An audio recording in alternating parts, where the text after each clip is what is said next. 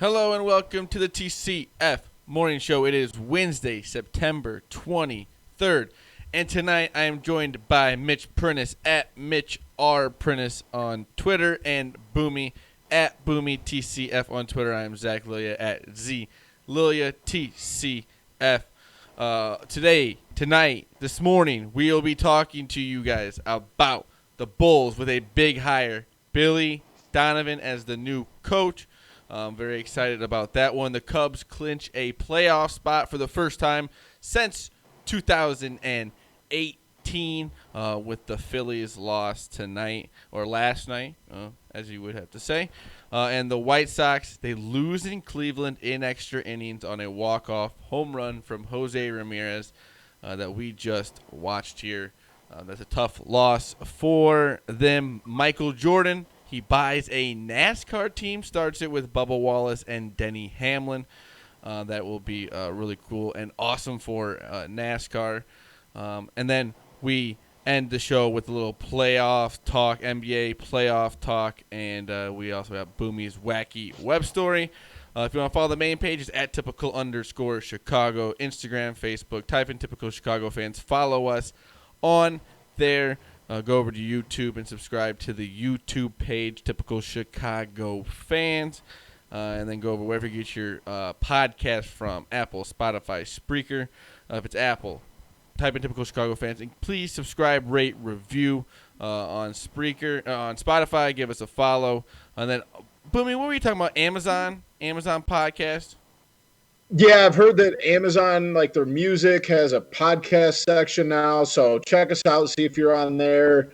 Check out Typical Chicago Fans. Just see if we're out there. Let us know. Yeah. I don't think I use Amazon Music, so check it out. And then shout out to 26shirts.com Chicago. Go over there, use the promo code Typical Chicago Fans at checkout, and you will get 15% off of your purchase.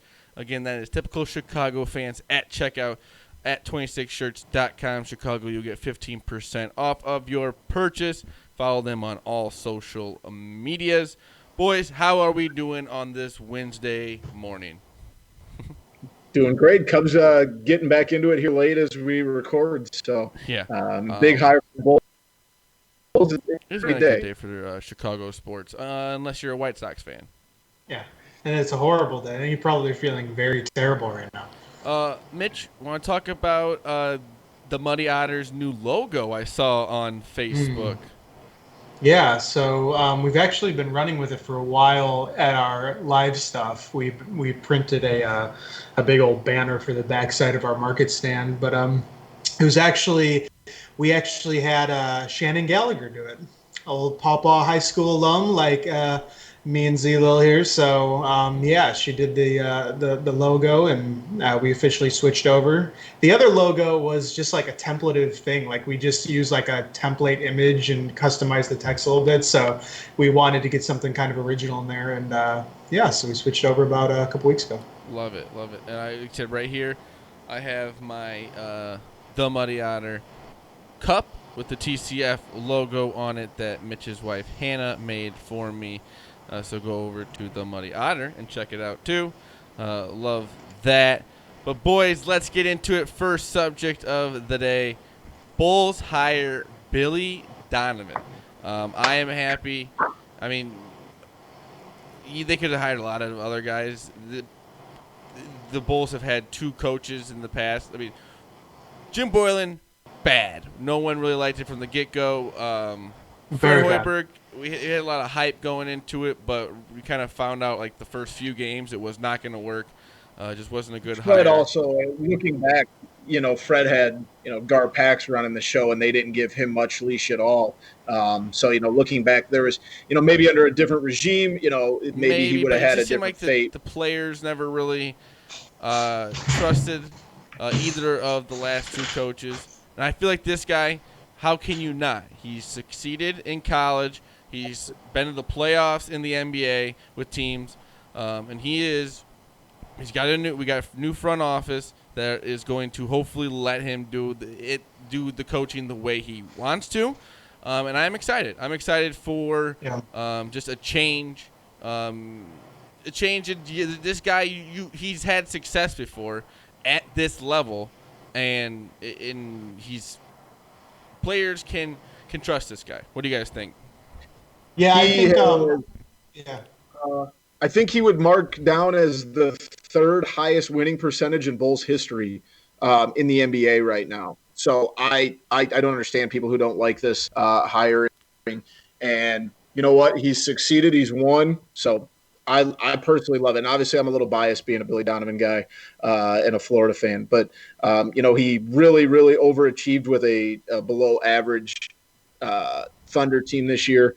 And I think it's a great hire. It's the best coaching prospect out there. So sorry to cut you off there, Mitch.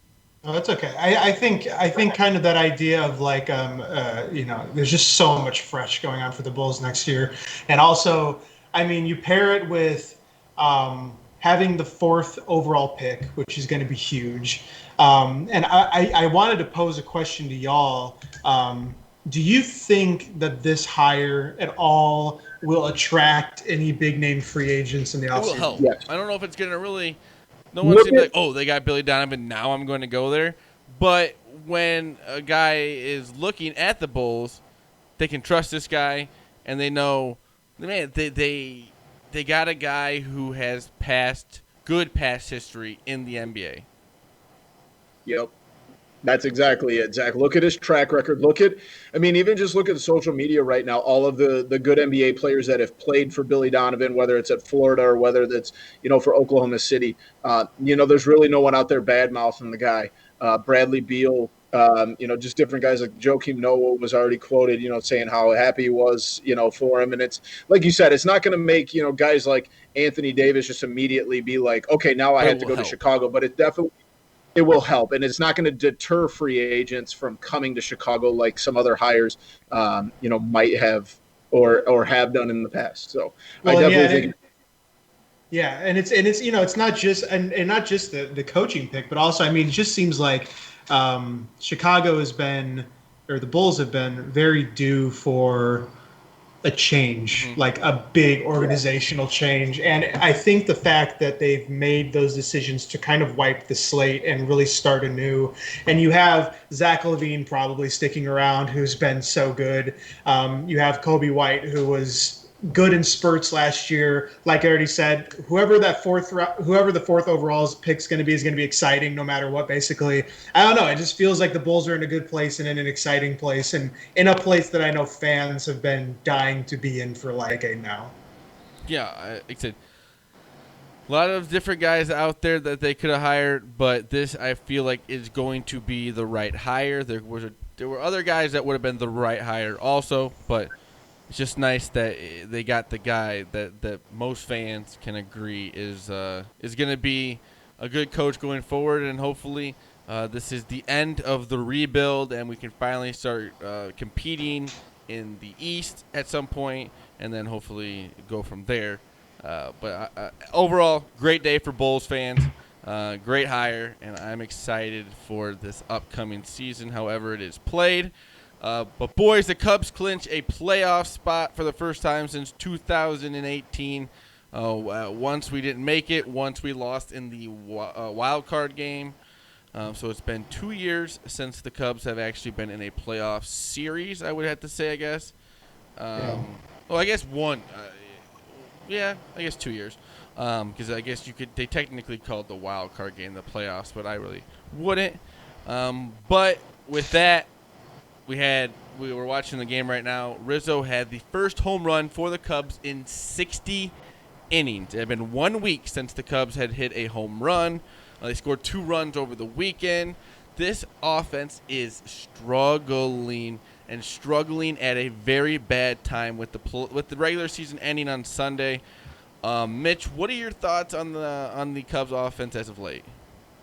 Yeah, I think the obviously it's bad. It's there's no question. You have so many stars really of the game. Anthony Rizzo, Baez, Bryant, who is a whole story on himself. When they're all hitting low 200s, even dipping into like the 190s, that's just an issue. Yeah. But I think the timing point is kind of interesting because while in one hand, it's obviously not good to be slumping this hard in September.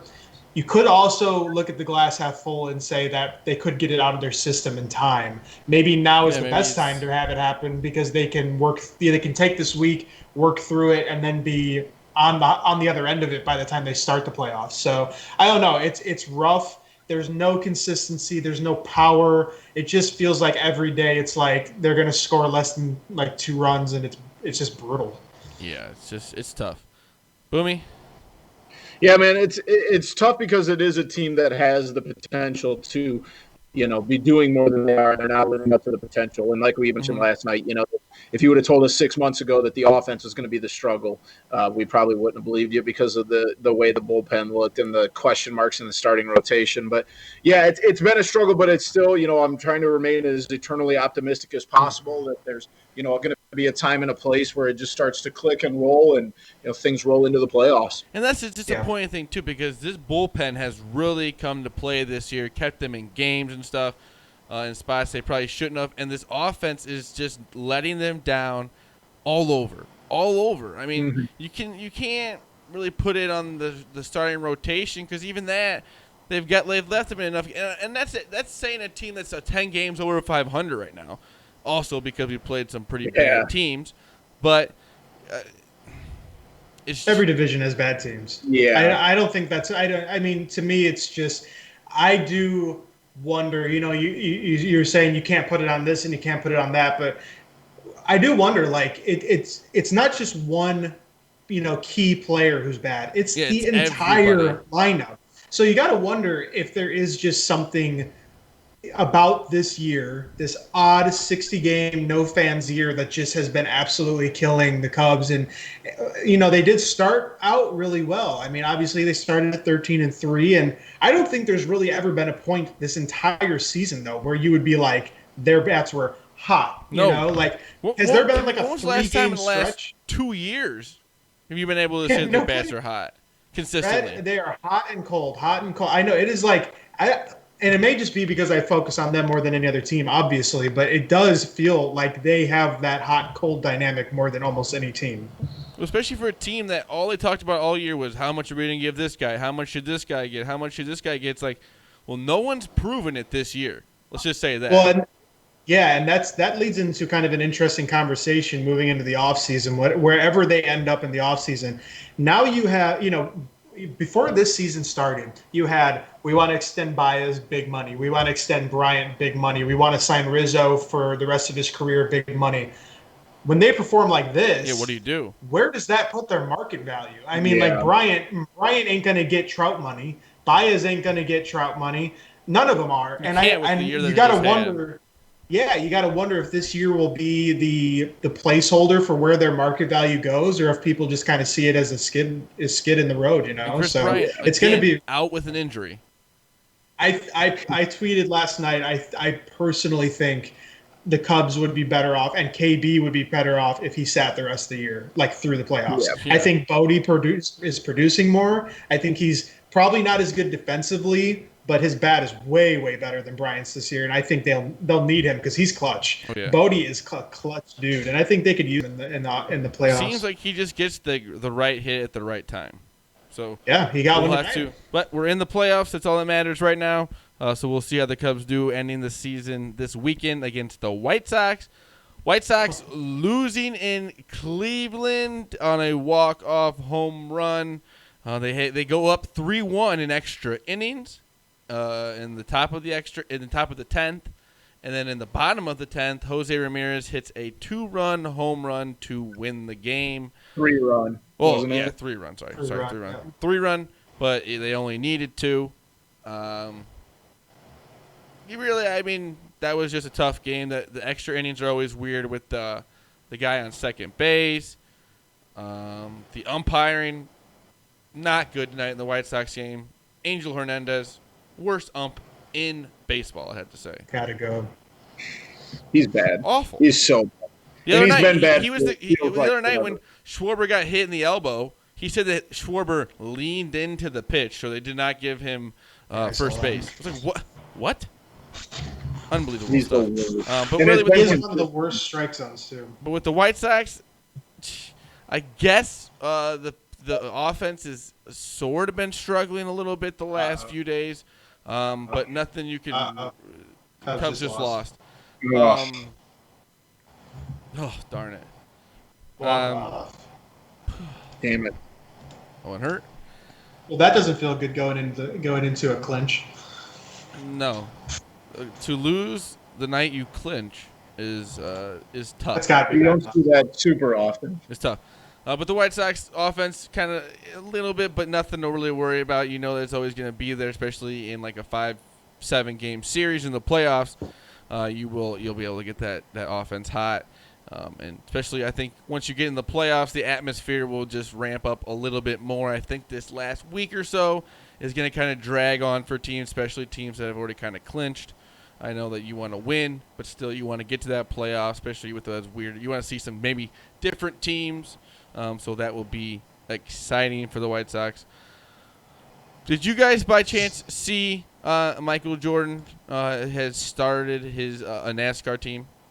Very cool. Very cool and huge for NASCAR. Huge. Yeah. You're going to get Michael Jordan involved in NASCAR. That's huge. You get him involved with anything, it's huge. He's partnering with Danny Hamlin to start the team, and then their first driver will be Bubba Wallace.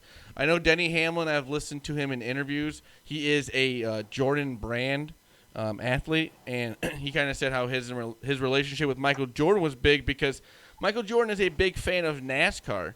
He said he always has been. He used to watch it with his dad.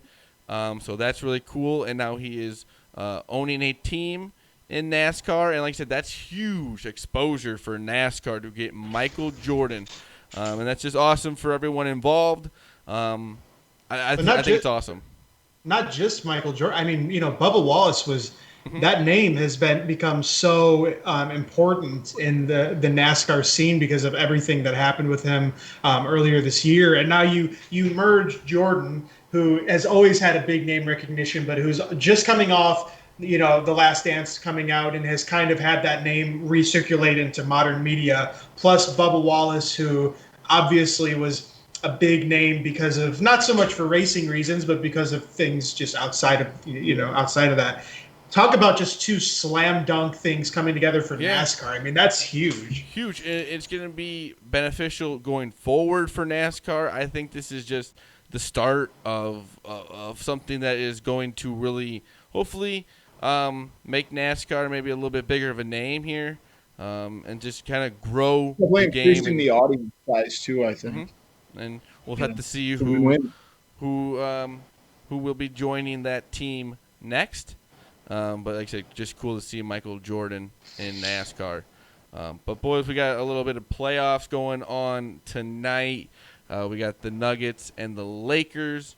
The Lakers are up 2-0 in the series after they're down big right now though. So they're down 14 right now. I love 16. that a lot. I love that a lot. I love that a lot, boys. Oh my gosh. And Boomy, not for the reasons that not just you has. No, it's because you probably bet on the Nuggets, isn't it? Yeah. But like I was just thinking, really what I was thinking was they lose this game, the series is over. They got to win this game. So I think they were going to put a lot into this. Still a lot of time left too. 5 minutes left in the second quarter. NBA games are unbelievably it seems like 20-point leads can go away in literally 5 minutes, especially at the end of games when you get your full squad in there and you are all ready to go. But and it's one of those games for the Lakers. You lose it, it's not like the biggest deal ever. I feel like after the Lakers lose is when they start playing the best almost in the series. But I just kind of went off of that fact. And then we have the Heat and the Celtics getting back at it tonight. The Celtics are down, or the Heat are up 2-1, as I should say it. And I feel like that the Heat will win tonight and take over that series and win the East. What do you guys think? Boomy? Yep, I think it's going to be Lakers Heat. I think it's Lakers in 5, maybe 6. Ooh. I think it's going to be Heat in 6. So, yeah, I'm looking forward to a Miami LA NBA championship. I'm all for that. Yeah, that'll be fun for sure. Yeah. I mean, I don't know, dude. The Heat are such a force right now. They're so good. Jimmy Butler. They're going to be hard to put down. Jimmy Butler playing really well. Jimmy Butler, but this also on the other side, the Lakers look kind of unstoppable. I know they're losing tonight, but still at that, who's going to stop Anthony Davis from either of those teams when he gets going, and LeBron when he gets going?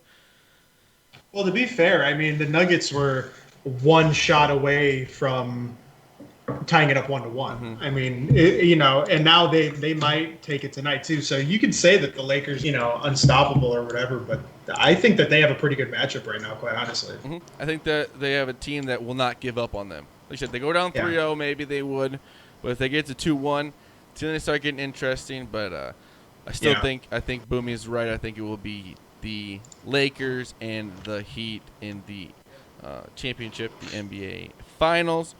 But, Boomy, you said you got 2 wacky web stories for us tonight, huh? Yeah, so I'm going to start off with kind of the weirder one, and then I got a positive one to finish with. Oh, that's good.